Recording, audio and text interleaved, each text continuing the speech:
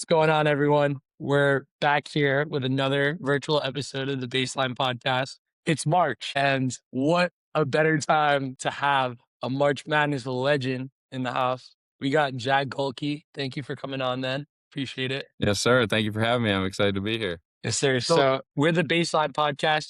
What we love to do is just tell basketball stories from all over the world. There's NBA, G League, and you got leagues all over the world. And that's what we really love to do. And we're really excited to hear your story. So before we start with that, I'm just going to give you a little icebreaker. You become known as a shooter with real confidence. But when did shooting stop feeling like something you hoped would work and just start feeling like something you knew could change a game? A great question right there. I don't know if I've ever been asked that before. I would say I think my mindset around shooting in general changed probably like halfway through my college career. And that's when I feel like I really changed from kind of more of a spot shooter, like shooting obviously when I'm open, but then kind of turning into being able to shoot anywhere, anytime, at any speed or anything like that. So I think it really came from developing the ability to like shoot on the move and read screens and stuff like that, which I think is a talent that people can acquire if you really just work at it really hard. so before we get too far into it, first thing I want to do is kind of introduce you to our listeners. We all know who you are, but I want to kind of go through a little bit of your career real quick, just for the uninformed.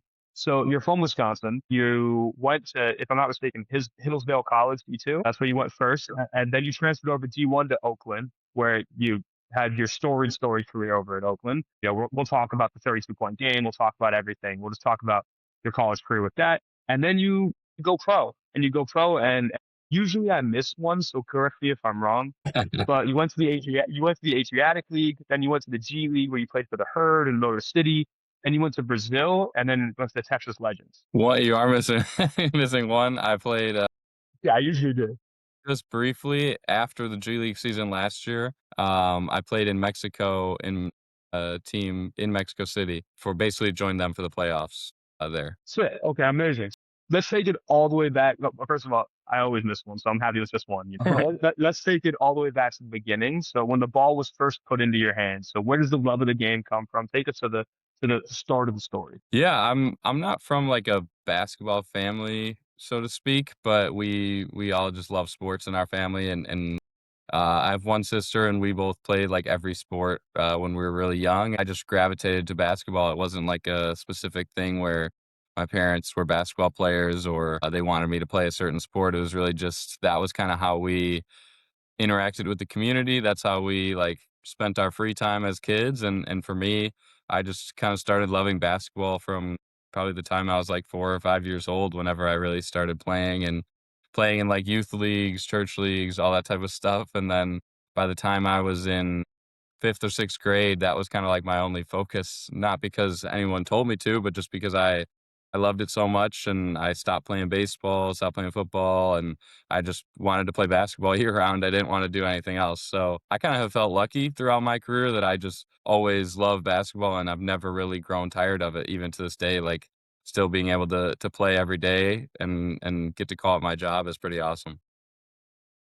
So it wasn't so much about your family. What was it like for the community, maybe growing up in Wisconsin? What was the basketball culture like for you? Yeah, it was pretty big. Like Wisconsin, I think is kind of underrated when it comes to basketball, especially like southeastern Wisconsin, like Milwaukee, Madison, Racine, that type area. We've produced a lot of great players, and I think growing up there was a ton of great competition in our area. We played almost more on like a club circuit with our teams linked to high schools rather than AAU. We play against great players all the time. Tyler Hero, Tyrese Halliburton, all those type of guys. Jalen Johnson was a little younger, but we had a bunch of talent growing up. So I think that kind of just inspired everybody else to try to work hard to get on those guys' level. And I know that was a big thing for me, like just trying to compete and make a name for myself and try to be on the best level I could. Is there, would you say, kind of a Wisconsin brand of basketball? I think when you like throw it back a little bit, there was Diamond Stone, there was Henry Ellenson, there were these point forward types, and now you have, as I said, like a Tyler Harrow, like a more guard heavy kind of focus. Would you say there is a Wisconsin type of basketball?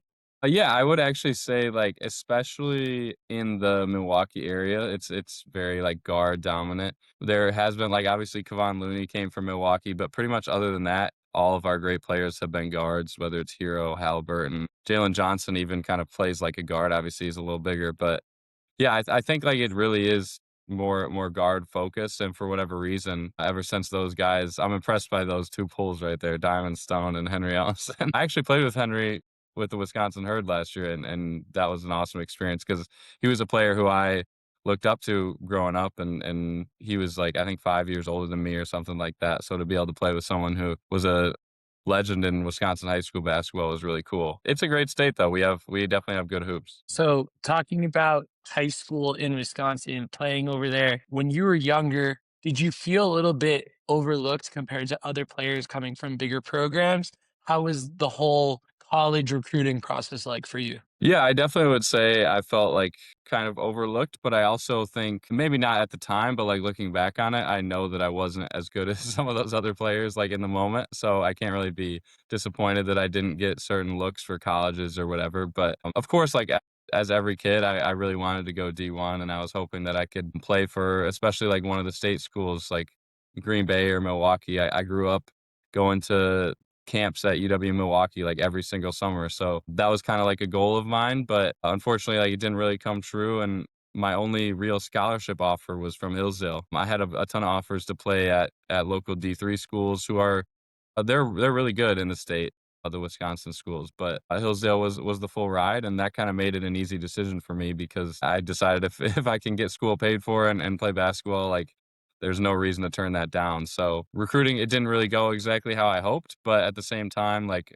looking back on it, I couldn't be more happy with ending up at Hillsdale. You know, you mentioned that you guys didn't really play AAU ball. You guys kind of played this like club level extra high school ball. Do you think that your recruiting was a little bit hindered by the fact that nowadays everything's AAU almost? Do you think that that was a little hindered, or do you think it was like you guys had an equal shot at these type of recruiting opportunities? Yeah, I think like I mean, we played AAU, but it just wasn't like I guess when I look back on like growing up and stuff like that, I feel like more of the memorable battles and where I kind of improved was really in that club ball. But especially once I got older, like we played I played with a team called Wisconsin Shooters and we played like a decent amount of mostly Midwest like local tournaments. So we weren't really getting like nationally scouted or nationally recognized, but at the same time like we were good, but we weren't good enough to go to, like, Peach Jam or something like that. So we had the scouts we needed to have in the gym. So, talking about your time at Hillsdale now, a lot of people remember like Jack Gohlke, Oakland, but you spent a few years at Hillsdale. What did Hillsdale do for your growth as a player and as a person? Hillsdale was huge for me. Before I went, kinda how I mentioned, but knew that was where I was gonna get to play college basketball, and I was excited for that opportunity. And when I first got there, it was kind of a culture shock for me because it's in, like, a really small town. It's kind of a different way of living there, and I wasn't really ready for that. But once I got used to it and really kinda just dialed in on basketball, it turned out to be awesome. Like, our coach there was amazing. He knows a ton about basketball. He'd been coaching for so long, Coach Tharp, and we ran like a motion style offense with not a ton of ball screens or anything like that. Just a lot of off ball movement, screenaways, flares, pin downs, like all that good stuff. So just learning how to really actually play basketball and always be creating shots for myself, creating opportunities for my teammates. Like that took a while for me to figure out. But once I did, I feel like it just slowed the game down and allowed me to use things to my advantage and be able to read the game rather than just kind of reacting to what the other team's doing. And then, I mean, as a person, I feel like I grew so much there too. I mean, I think that would happen for anyone in a lot of places because when you're in those kind of formative college years where you're leaving home and all that type of stuff, you really kind of realize who you are. But just creating so many great friendships. That was one thing that was great about Hillsdale is obviously I ended up transferring, but I graduated. Everyone graduated from there. We all spent like at least 4 years together, and to not have guys kind of moving around that really helps grow the culture of that situation. Basketball wise, did you know your role coming in almost? I know a lot of times, there's a whole plethora of ways that people come into college basketball. Some people they're recruited by saying you're going to come in, and you're going to shoot 10 threes a game, and you're going to X, Y, and Z. and some are told like we have on the roster for you, we'll figure it out. Like what was your kind of communication with the coaches coming in and your expectations? Yeah, I think, coming in, I personally expected I was thinking that I was good enough to play right away, and my coaches, they planned for me to be a contributing player down the line, and to be a shooter and a guy that would stretch the floor, but I don't think they expected me to play right away, and I ended up redshirting my first year, so that was kind of a rude awakening for me that I wasn't really ready yet for college basketball, but, looking back on it, like, I needed that, and I needed kind of the kick in the butt to really get myself to lock in and focus. I mean, I worked hard in high school, but I think every time you kinda take a jump in level, you realize how much harder you really can work and have to work. So, redshirting just allowed me to, like, not worry at all about the games and completely focus on improving my game so that I could give my coaches what they needed from me, which was not just a player who could make a shot in the corner, but someone who can come off screens, like I mentioned earlier, and be able to shoot on the move and create opportunities for my teammates based on how the defense is guarding me. So that definitely took a little bit of time to develop, but I think once I realized exactly what I needed to do, then it was really just about putting the time in.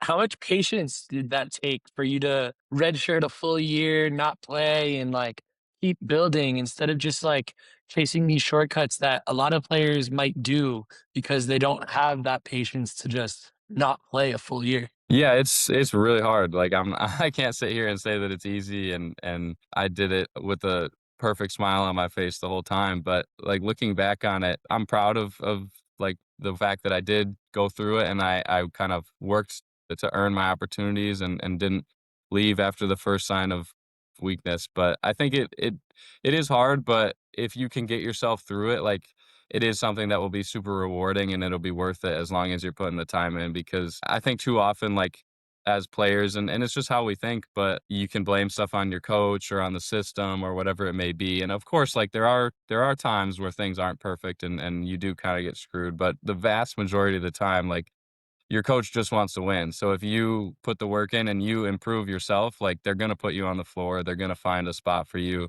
to contribute. So if you put the time in, like those things they're gonna all work out in the end. And I think that's something that thankfully I stuck it out and it happened. Was there ever a moment in there where you kind of said like, I'm gonna go chase playing time? Like, you know, you had those thoughts in your head where you're like, what am I doing? Whether it's redshirting or whether it's kind of carving out your own role. So I know sometimes, as you talked about, it can be really hard to face that reality of almost like, okay, do these coaches believe in me? Do they not? You know, that kind of thing. So was there a moment where you wanted to transfer, or were you always like, I'm here, I'm grinding? I think I never really wanted to transfer, but there were definitely times where I was like, I should have gone to play at like Wisconsin Oshkosh or whichever D3 school that I knew I was going to play like right away. Like there were times where I was like, dang, why didn't I do that? But once I got there, it was kind of just always like it would have been pretty taboo. Like for me, from my family's perspective, like they would never let me just quit and leave like that unless I don't know, unless there's like a personal issue or something like that. But they always wanted me to stick it out and they encouraged me to just keep pushing. So I really appreciate them like having my back in that. And then also what made it easier was I came in with 3 other freshmen the same year and we all redshirted. So like we all kind of were in the same boat of like we didn't get exactly what we wanted. Now let's grind, let's improve, and then we can have these next however many years to all play together and all show like how much better we got and really how valuable we are to the program. Having a few teammates could definitely help the year ride out a bit smoother, I would say. Sorry, what did you say? But I said having a few teammates with you definitely probably helped ride out that year when Yeah, you redshirted. absolutely. No, it helped a lot for sure. It was So it was a huge part of it. yeah, so now, the big move, potentially the move that changed your career, you choose that you want to have one final season where you're going to play at the D1 level, and you end up choosing to go to Oakland. What made Oakland the right final move for you? Yeah, I think Oakland was a school like they reached out to me immediately and they kind of made it clear that I was the type of player that would fit kind of the mold. And Coach Campy has always had a player that played my style at Oakland. But one thing that was kind of weird about the whole transfer for me was when I told my coach from Hillsdale that I was going to enter the portal and I was going to transfer, I was kind of nervous about it because I had played for him for so long. Like he had basically done everything for me to help me improve and all that type of stuff. But I had graduated, so like I didn't have really anything left to even do if I stayed at Hillsdale. Like they didn't have graduate programs for me to do. There was no real reason to stay at all. So, but I was still nervous to tell him. And when I told him, he basically already knew, which I didn't know how because I hadn't really told anyone else. But he was like, "Yeah, I knew you were going to tell me this. Like, I want you to keep playing too." I already called Coach Campy from Oakland University, and because they were friends, and he basically told Coach Campy like, "You need to recruit this guy, and he would be a great fit for your team." So when I entered the portal, like I did have some offers from other schools, and I did have contact with other schools, but it all just kind of made too much sense to go to Oakland, and especially after seeing like their presentation of how they've used guys like Max Hooper, Travis Bader in the past who were elite level shooters, like it all just kind of fit together. You know, real quick, speaking of the transfer portal coming out of D2, what's the culture like in terms of people transferring out of D2? Is it seen as like a, yeah, go chase that D1 dream, or is it seen as like a, what are you doing? Like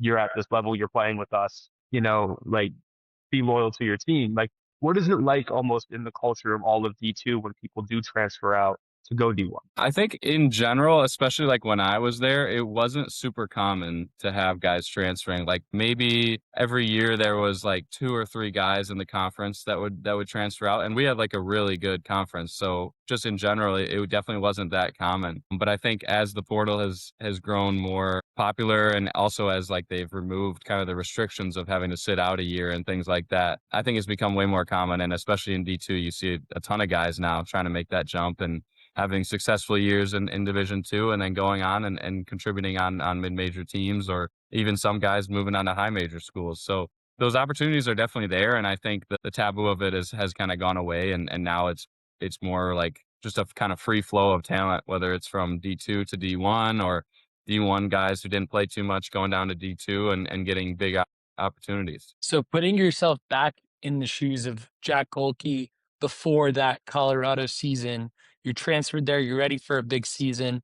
What were your expectations and goals going into that season? I think looking or going into it, I was really treating it kind of as like a pro year. Like I was treating it as, hey, I'm gonna approach this really professionally. I want to make sure I'm getting all my time in. I'm getting all my shots, doing all my work, and being like a great leader and a great influence on the team. Even though I was new, I wanted to make sure that I was having a positive impact and kind of portraying all the things that I wanted to, because I felt like I had gotten like an awesome college experience like everyone wants to out of my time at Hillsdale. And then going to Oakland, it was like, okay, yeah, I'm going to be taking my classes for my master's degree and stuff like that, but I'm not here to like go to parties or do anything like that. Like I want to improve, I want to grow as much as I can as a player so we can have a successful year, and then so that I can become a pro after that. So I think that really helped me in my approach, and that helped me to really lock in the summer and grow even more, especially into the role that exactly Coach Campy wanted me to play.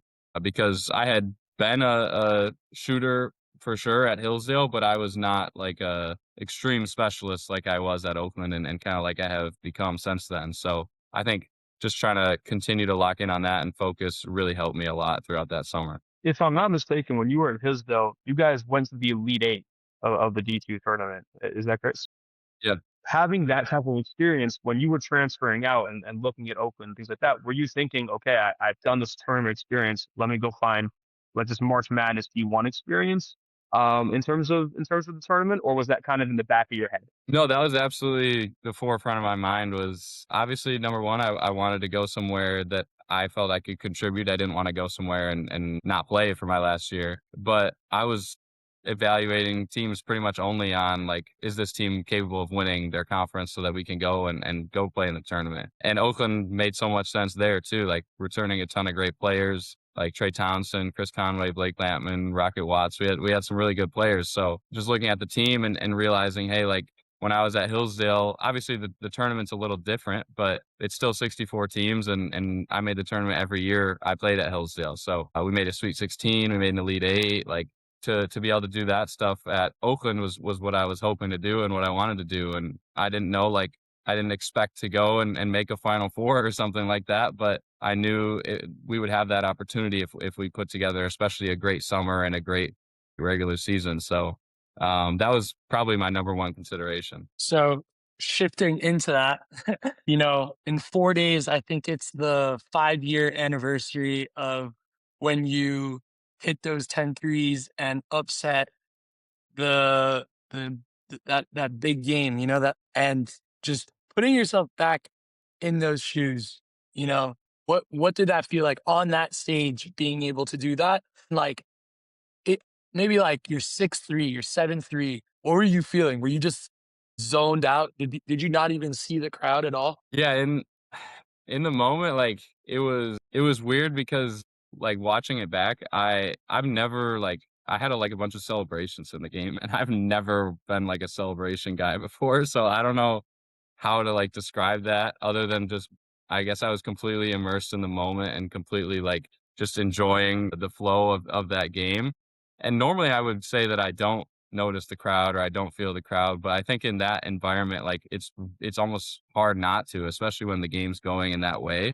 Like, we had a whole, like, area of Oakland fans and then everybody else in the gym, obviously, besides the Kentucky fans, was kinda rooting for us, so to have like 18,000 people in the arena and that much energy, it's like hard not to feed off of it. And I think like once I got rolling, it was just one of those things where you you just have kind of lost yourself and you make one more shot or even you miss one. And I was just like praying to get the ball back at that point so I could shoot another one. And those games don't happen all the time, but when they do, you kind of just try to make the most of it and try to make it the best it can be. So, um, yeah, I mean, the memory of it is awesome, and I think it's something that will never really slip my mind, which which is pretty great. Take us to the morning of that game.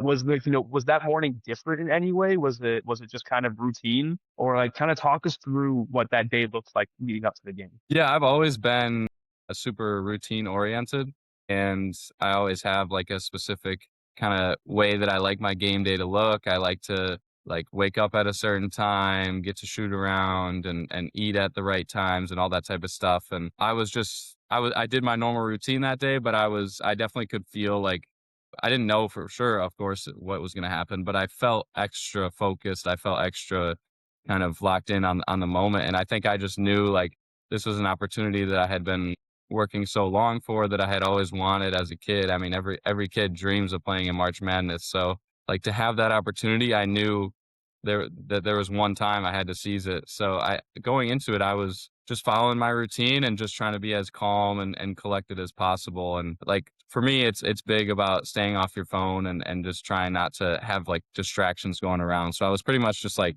sitting there staring at the wall, listening to music all day, which is like boring. I guess that was just how I was able to kind of stay focused and not worry too much about anything else going on. Other than not looking at your phone and stuff like that, they're in March Madness is probably one of the biggest stages in all of sports, and you can't ignore it. There's tons of media going on, and you have to do interviews before the game, after the game, and you have this whole month of being on this stage. What was that like for your mental part, just off the court? How did that affect you? Yeah, it was something that I never like planned for or never could have even expected. I didn't go into the game thinking like if I had a great game that I would go on like a media tour or whatever.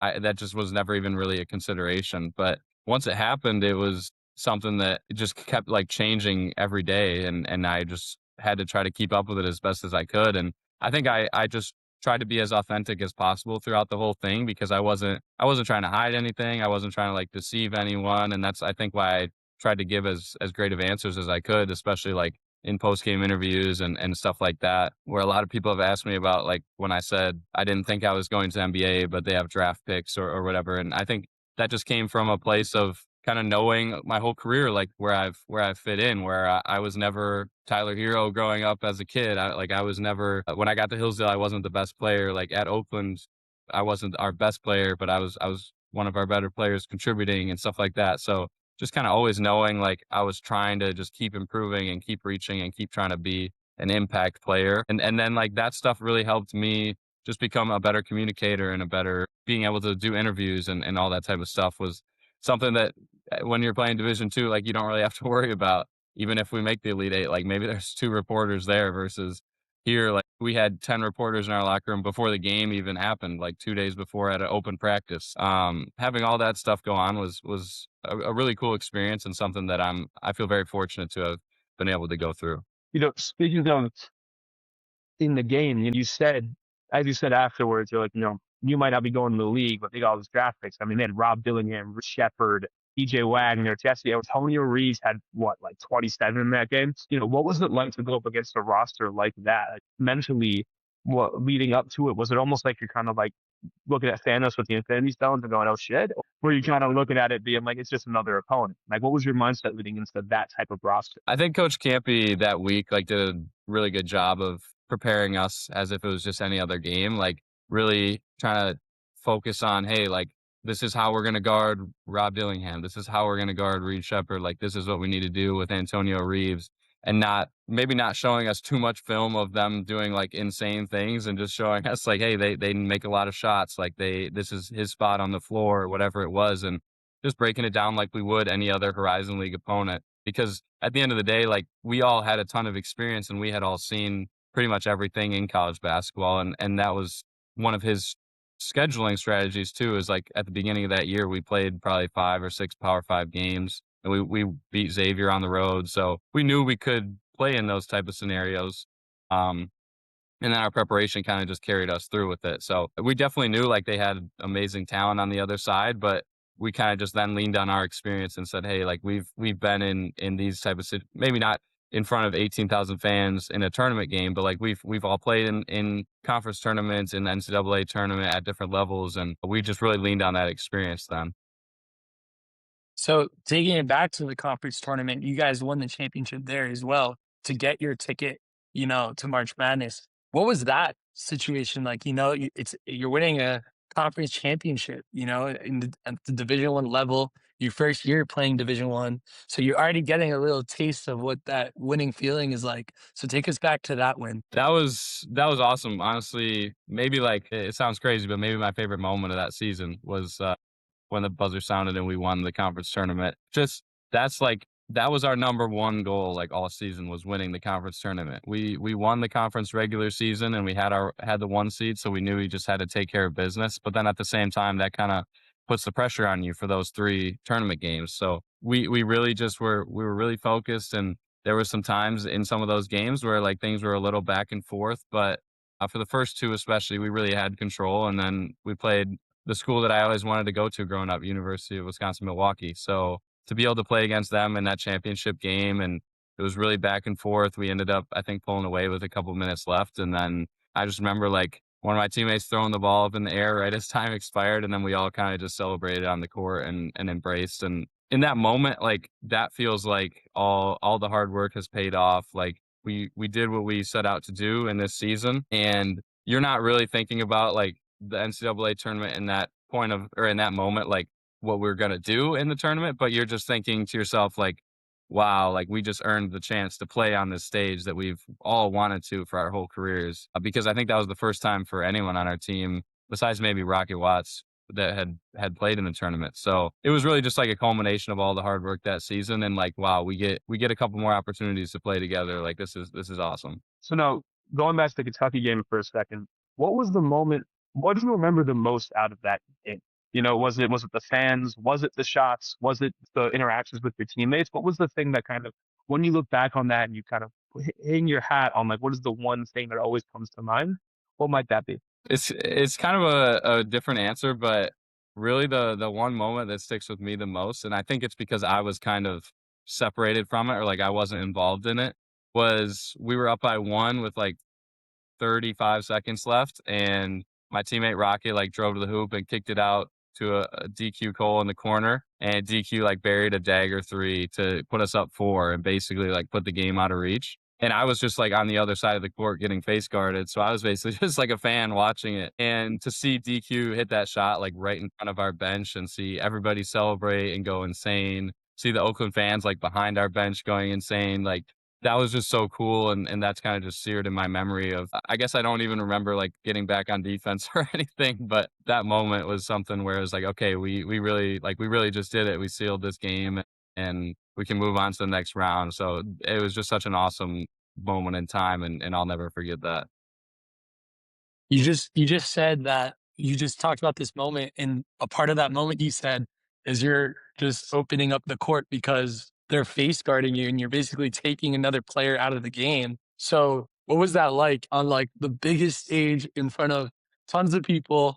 You hit all these threes and they're so concerned about you. They're face guarding you full court. Like what's like that feeling like? It was definitely, yeah, I mean, it was a crazy feeling, but at the same time, like, it was something that just based on my play style and getting hot in certain games or whatever it may be, like, I was kinda used to it, and it had definitely happened to me before.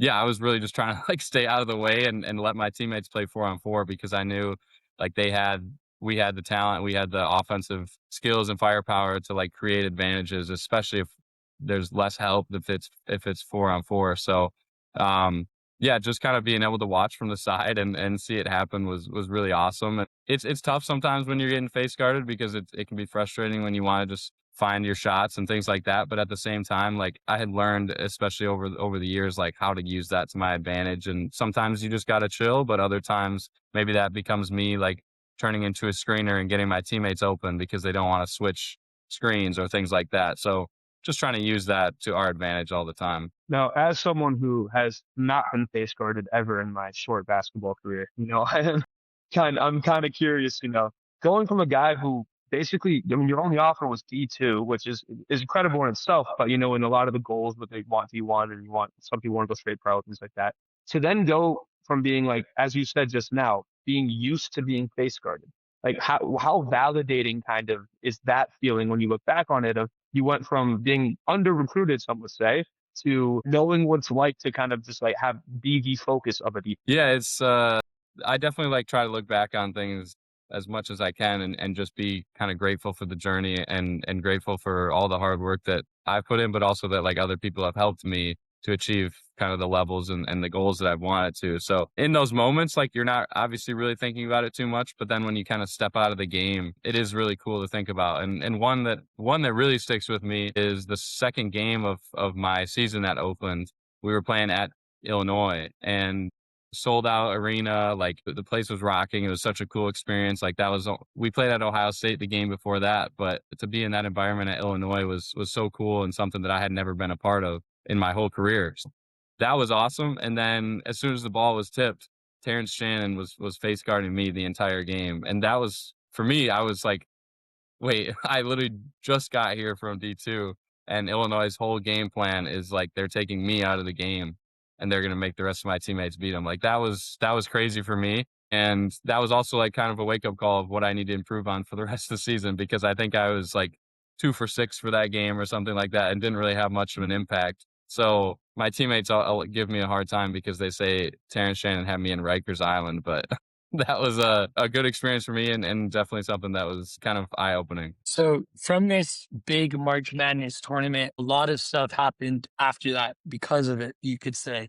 talking about all the different events you got to go to, pitching out the first pitch at what was it, a Tigers game, I think, and like doing all these things outside. Also, you became a big phenom and being able to use that platform maybe to your advantage to be able to go and coach tons of kids. I see that you're really big into the coaching. What was that like once March was over going into that summer? What was the summer after kind of like for you? Yeah, it was amazing. It felt like I always was super busy having a bunch of stuff to do, but like it was great. Like to have so many opportunities like you mentioned. And one of the things that I really have always liked to do, but then that kind of gave me a platform to do, like you said, was work with younger athletes and be able to kind of pass some of my knowledge down to them. And that's something that I always had amazing coaches and mentors doing that for me. So to have that opportunity and also to have a little bit of like name recognition so that they actually listen to what you have to say is really cool because I feel like then I can be a valuable resource for young players.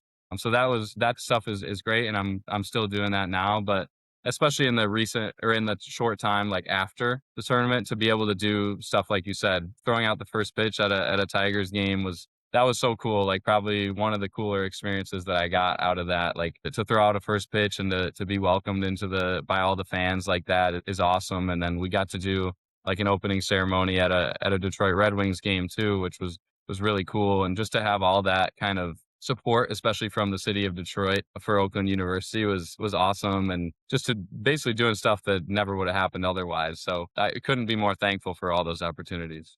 Speaking of kind of immediately afterwards, all of these things happening. I mean, in your second game in the tournament, you played against DJ Burns. Yeah. Which when you think of the like, that tournament, and you think of the two viral stars of that tournament, it's Jack Gohlke, DJ Burns. So are you guys in contact at all? Have you guys look at each other's careers a little bit and see kind of what's come from from this tournament? Kind of what was that like also to just, cross paths and then look back on it and be like, holy shit, like the stars aligned where this game played out. Yeah, I wouldn't say we've really like been in touch after the fact, but I definitely like follow him, of course. And I'm actually friends with one of his teammates from that NC State team, DJ Horn. So him and I like sometimes we'll talk about some of the experiences and stuff like that. And it is cool like to look back on it and see like where everybody has gone and where that's taken their careers. At the same time, it's kind of tough because it's like, oh, they won that game and then they went on to go to the Final Four, and it's like me and my teammates talk about it. Then it's like, dang, that should have been that should have been us. It's tough. A lot of times people will say like, you want to lose to the team that wins because then you lost to the best team. But for us, it was like, no, that means that we should have won at least a couple more games after that. I mean, you took them So to OT, 6 point game. Like True. yeah, you got to show if you could have. That's crazy. now, after that summer, you had a bunch of these opportunities, right? And now it's time. You're like, okay, I'm going to do this basketball thing as a career, even more so. Like you did talk about Oakland being also like a pro career already because, you already had NIL starting and everything. But now you decide that you're going to go overseas, play in the ABA. You played, where was that? Was that in Serbia? Montenegro. Montenegro. So you go to Montenegro and you're there for 5 games. Didn't really perform at your capabilities. What kind of happened there for going all the way overseas just to kind of maybe come back? How was that kind of tough for you at that point? Yeah, it was a completely different experience than I had ever like been a part of, and it was definitely a new thing for me. So just trying to go over there, and I had high expectations. I was excited about it, and then once I got over there, it definitely was kind of like a culture shock and something that maybe I wasn't completely like I hadn't planned for it or wasn't really prepared for it. But in the preseason, like games and stuff like that, things actually were going pretty well, and I was enjoying it, but we kind of had a crazy turn. Like we had our coach got fired after like the first game of the regular season, which was kind of crazy because we were all thinking to ourselves, like, why wouldn't they have just gotten a new coach before the season? But once our coach got fired, then we brought in a new coach and we kind of like completely switched styles of how we played. And like that's just how overseas basketball goes sometimes. And like obviously winning is the top priority. So we ended up when we switched coaches, like our game plan kind of changed a little bit. And then I tried to just make my game shift a little bit to fit into that game plan. And I just, like you said, didn't really have a great then kind of start to that season and things didn't really go my way. Because of that, I just then decided like with the team that I was probably best for me to pursue another option because this just wasn't the best place to maximize like my skill set and maybe they could do better with a more of a slashing type player and I could do better at a different place. So no like hard feelings or I don't think the organization has any hard feelings toward me either, but just wasn't really like a fit after we kind of changed coaches and changed directions. So I'm really glad like with any overseas experience, it's really awesome to go and see a new place of the world and experience a new thing. But especially for that being like my first time leaving the country, my first time like being away from anyone that I knew, it was definitely a tough experience. Well, that being said, first of all, we hear that all the time. Anytime a coach leaves or coach gets fired, shit usually hits the fan and players end up leaving, everything changes. So we hear that for sure. But you said you left the States, this is your first stop off the court. Montenegro, I've heard, is beautiful. So what was that like? So we were in Podgorica, the capital city, and unfortunately I didn't have a car. So like I wasn't really able to get around too much by myself. But the couple times that I was able to get like out to the coast or up into the mountains, whether it was with a teammate or like a team trip, it was yeah, absolutely beautiful. Like the coast, the mountains just flow right down into the ocean and it's beautiful. And I have so many great memories of that and of time in the water and stuff like that. It was definitely a place like if anyone is looking to travel to the Mediterranean, like the coast of Montenegro is beautiful. It's a really cool place to be. Noted, noted. It's on the bucket list. I had taken 2, like, team trips in college. I had been to Greece and I had been to Italy, but I had never, like, been anywhere outside the country on my own for an extended period of time, anything, like, even close to that. So what went into that decision? Was that had that it's already scary sometimes for someone to go from, playing in their college to then saying, "Oh, I signed a contract in San Francisco," across the country, versus now saying I'm going a month. You're not going to Paris. You're not going to, like London. You're going to Montenegro. What went into that decision mentally? What was that like for you? Honestly, I think, like, looking back on it, maybe I was a little too naive with it and thinking, like, "Oh, like, it can't be that different," or, like, "It's basketball, like, it'll be like basketball's the main thing, so it'll be completely fine like wherever I am." And I didn't really consider all the factors that go into it and all the things that make me love basketball really. Like part of what I love so much about basketball and what I've felt is so rewarding about basketball is like the relationships that you have with your teammates and your coaches and all that type of stuff where you guys really grow together on the court, but also off the court. And when I got there, like my teammates, they were definitely good people, and I have nothing bad to say about them. But there's such a language barrier sometimes, and like there's just a culture barrier too. So some of that connection that maybe I felt that I've had, and especially like in my college days, is a little different when you're across the world, and also like when you're playing professionally, and everyone's out there really just trying to and needing to like get their next contract. Before Montenegro, did you have G League opportunities as well? I had opportunities like invites to come to like training camps and stuff like that, but there wasn't like a set. I wasn't like guaranteed a roster spot or anything like that. So that's kind of why I decided to go to Montenegro because I wanted to try out overseas, and the And then Adriatic League is a good league. after the Adriatic League, you went over and you played for Wisconsin. First of all, you going back home, that must have been great. But also, what was it like playing for the Herd, and how did that whole process go, ending up getting that contract? Yeah, it was awesome to be a part of the Herd. Like that was something that was another thing that I can kind of look back on and say like throughout my career, like to have ever thought that I would, for one, be like representing a team that plays for with Wisconsin on our chest is really cool. But also to be playing somewhere where like my parents can come to the games. Then like it was only an hour away from where I grew up versus I was just like a 12-hour flight away from where I grew up. So that was something that was really cool. It really came like from my agent just after we decided we were going to leave Montenegro. Like that's kind of what he started looking for opportunities in the G League, and that was just the first team that kind of came calling and presented an opportunity, especially like right away with some injuries and some things that they had where they needed a guard to come in right away. So it was crazy for me. Like when I got home, I flew out kind of right after Christmas time to join the team on a road trip. And I think I played like 30 minutes the first game I was ever with the team. So it was definitely like a crazy experience just getting thrown into the fire. But it was an awesome experience. And I was really glad to be a part of the team. In terms of like the love of the game, I mean, as you said, you went to Montenegro as far as you could from home, and then you come back, you play for Wisconsin, not just Wisconsin, but then you also play in the state that your college is in Motor City. So, you kind of said, all right, I went away from home. Now I'm sticking around to where I know.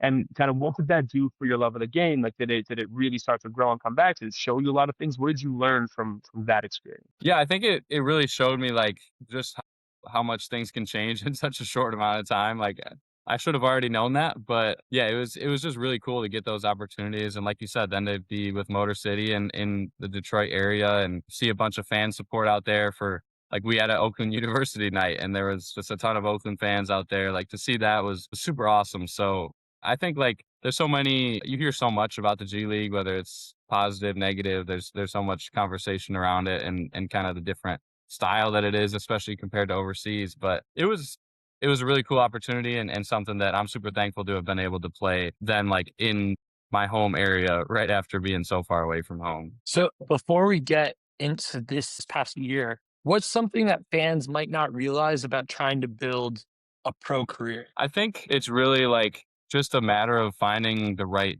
fit, the right opportunities. And that can be tough, especially when you're new to being a pro because you don't really know what to expect. Of course, you can talk to people and you can ask them like what their experiences are like, but until you really do it yourself, you don't really know like what exactly to look for. Like exactly to evaluate opportunities and things like that. But then once you come to gain a little experience, then you can really kind of see through some of the BS and stuff like that and realize like where is the best fit for you. So I think for me, like that really is important because I'm a kind of a specialist type player. So I can't necessarily go everywhere and be a great fit. But I also think that means that if I do find a good fit, I can contribute like on a high level and play with a really high level system. Talking about that, do you think that your game translates better to the G League, maybe rather than like overseas, just because of the type of basketball? Yeah, I think the G League is something that like the style obviously being right how below how the NBA plays and we really focus on that. And I really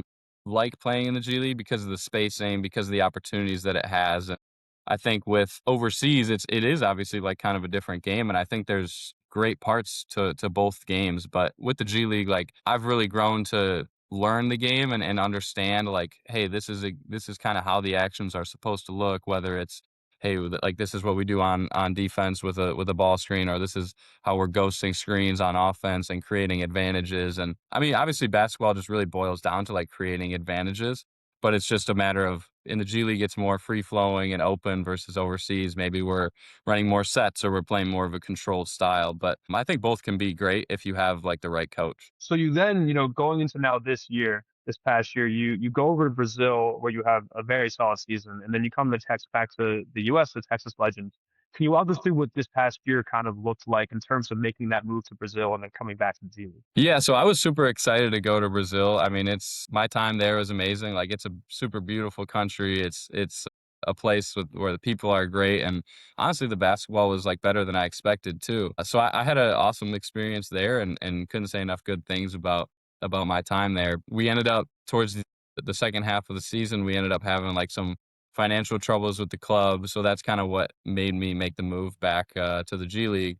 And actually, the team that I'm playing for now, the Legends, our coach is an Oakland grad, a guy who I kind of know pretty well, Max Hooper. So I had always wanted to play for them, and I actually this past summer like did a free agent workout with them, and kind of was hoping that I could be a part of the team, and then everything kind of just aligned when I was leaving the team here. Like I as soon as I got back to the States, went right to Dallas, joined up with the team, and got to playing. So it really all fit together. It was kind of perfect how it worked out, and I was just really excited to join the organization and be a part of it. So you answered my next question because it was going to be about Max Hooper. But finishing up, what's some advice that you might have to maybe like a 13, 14, 15, 16 seeded team going into March Madness, maybe for a player just trying to craft out his role? I think like and it's probably kind of along the same lines of what everyone would say, but just make sure you take advantage of the moment, take advantage of the opportunities because that's what you've worked so hard for your whole life, especially when you're one of those higher seeds. Like you had to win your conference tournament to get there. So like you already kind of accomplished your season's goals. But a lot of times people will say, oh, like enjoy it, like just have fun, like this is such a great opportunity. And it is like you should, but at the same time, like I don't like that mindset of just be happy to be there. Like, don't just be happy to be there. Approach it like you're gonna win. Approach it like you have the opportunity to win if you make the right plays and if you and your teammates are successful out there. Like, you guys could play well enough to deserve to win the game. Like, and obviously, sometimes the shots will fall, sometimes they won't. But just put yourself in the position to win and prepare everything like you're going to win, rather than just like you're there to be a part of the madness, which is fun, but make sure you're like out there really trying to win and that's when you'll get the most rewarding experience. So I need to know just kind of selfishly, if you still follow college basketball, who do you have this year? Who do you have winning it this year? I haven't been like super closely following, but I've definitely been watching games and stuff like that. And I've seen too much of Arizona this year and how well they've played. And they're my national championship pick. And my bracket is pretty chalky overall. I think I have Duke, Arizona, Michigan, and Houston in my final four. So like 3 1s and a two. All right. So, Jack, thank you so much for joining the baseline. March Madness legend. I hope you have a great month of March and reminisce over the last few years. And good luck with the rest of your season, Jack. Yeah, thank you guys so much for having me on. This has been great. Awesome. Thank you. Yes.